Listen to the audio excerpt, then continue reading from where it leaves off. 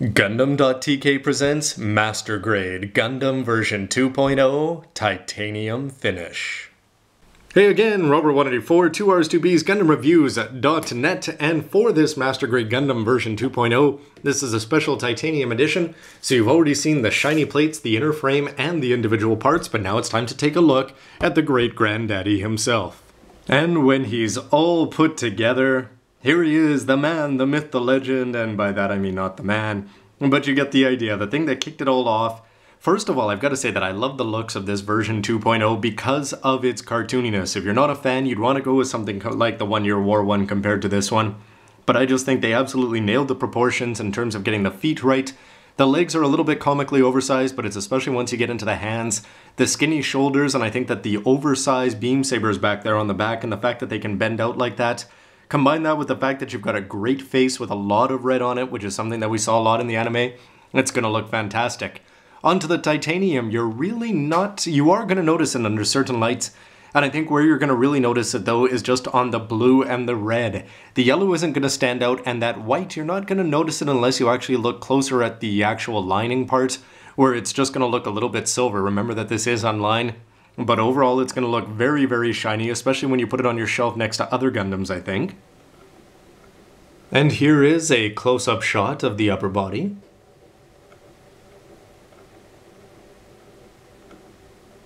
In addition to the all-important inner frame and proportions, the posability of the Master Grade 2.0 is what's going to set it apart. You can move these skirts up here, but remember that they're a little bit easy to pop off, so please be careful there. You can do a full front kick.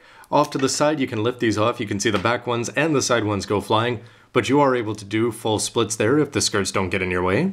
There's a great bend at the knee there. You're not going to have any thigh splitting though, but that white part is going to look good when it comes forward, as do the little gray details that are going to be revealed, and that foot has 3 points of articulation.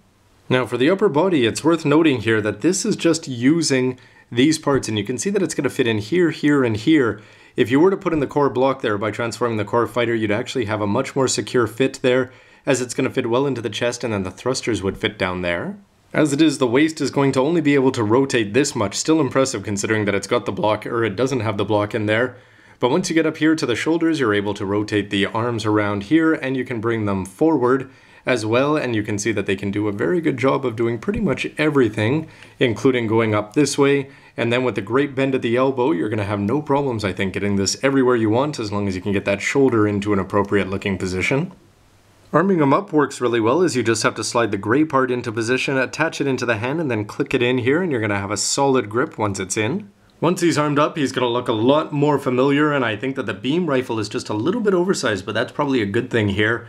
You can see that that shield is going to be incredibly shiny, and that the overall effect though, the blue and the red and everything is just adding up to make this guy look very, very cool, and definitely I'd say just from the sparkle factor alone, it seems to be worth the extra money, never mind the playability that you're going to get thanks to the inner frame and the weapons.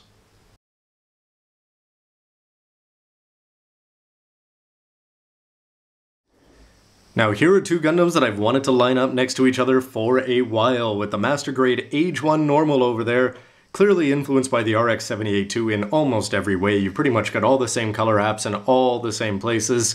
The only difference being that he's got the fancy chest there, which is going to work under blacklight, although it's not going to light up sadly, and he's got this little black detail on the knees, and the color of the shield. But outside of that, you can see also the difference here between the regular white of the Age 1, and you can also see the difference between the red.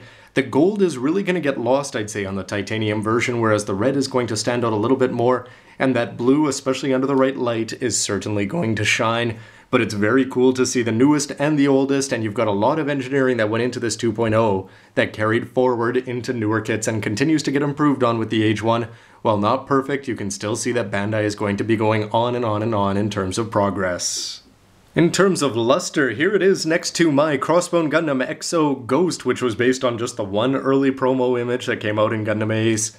And you can see that the silver on the Ghost is not going to shine anywhere near as much as you're going to get from the colored parts and the white over here. But you can see here that the old school gold plating that we're used to with things like the Hyakushiki, as you can see here on the 1/100th non-grade, this is the gold frame Amatsu, that the gold is certainly going to shine more than the yellow that you're going to see on the Gundam. And the red here, this is just done in seals. There is no shiny red, but it's still going to look pretty good.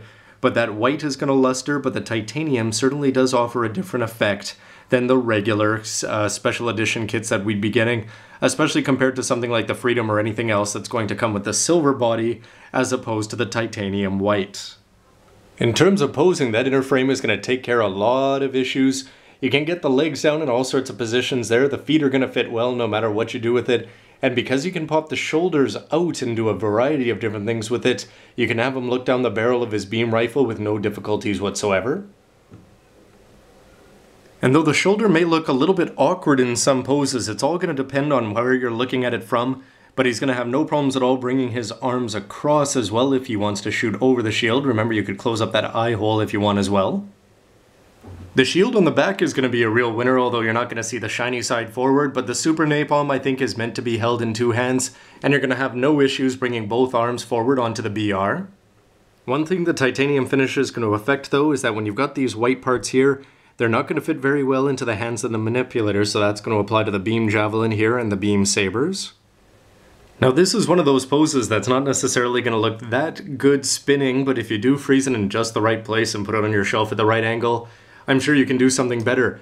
In terms of the legs, I've seen Gundams that can kneel a lot better, and I've seen Gundams that can kneel a lot worse than this. Things have come a long way. What you can do with the Age 1 normal is certainly very impressive compared to this one from a few years back.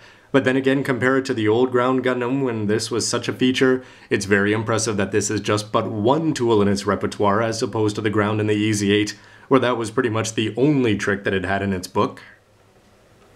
Now this is pretty much just the same pose stood up, but what I wanted to show you here is how well that you can do in terms of flat feet. You're not going to be getting all the flat feet, but you do have a third of the toe there securely on the ground, so that's going to look pretty impressive as it spins around there. And these are all just variations on a theme here, but again, you can get those feet in all sorts of positions. 1/3 of the toes being down is enough when you've got the edge of the other side. And if you put in the dual wielding ASM style, I'm sure that you could do all sorts of fun stuff with this. With the help of the action-based connector, which is going to be included with every kit here, you can see that aerial poses are going to be a lot of fun. The bazooka, you're not going to have any issues getting it into the hand, unlike the beam sabers there. But you are going to have the same Gundam bazooka issues that I've talked about. It's a little bit awkward to get it over the shoulder, but then again, once you do, having the white with the silver is certainly going to be a plus, and it's something that may actually get displayed from time to time. With the Gundam hammer there dangling in place, you can see that this is actually going to be a fun weapon to use. More so than I expected somewhat. However, putting the handle in, it's just a little bit too short, so it's a little bit difficult to position it into the hand. You may want to put it the other way just to make your life easier.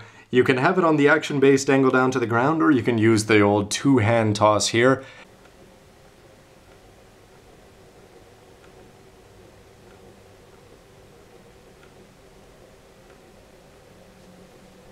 And I don't know if there's a better pose to end with than this famous recreation from the last episode. A few main differences there, and then remember that because I haven't been using this at all, that you're always going to have the bonus of being able to have the core fighter out on display next to the RX-78-2. Anyway, everybody, this is Robert184. Why don't you let me know what you think of the video with a comment down below? How do you like this compared to the titanium one? One of the biggest things for me is that I haven't even noticed the marks. You can see it on the shoulders when you look for it, and you can see it if you do things like flip up the arms. That underneath on the blue and the red, you can see a few of the marks from the titanium. But outside of the fact that you're not going to have some of the weapons fit well into the hands, really no issues unless you want to look really closely there at the core fighter. But overall, I'd say that the shininess is going to outweigh the cons. And when you throw in a great inner frame, it's certainly going to be a lot of fun, and I'm sure that you can come up with a lot more cool poses than me. Anyway, everybody, thanks for watching. Stay tuned for my final verdict, and as always, let me know what you think about the MS, the cartoon, the character, and the review with a comment down below. Thanks for watching, everybody. See ya.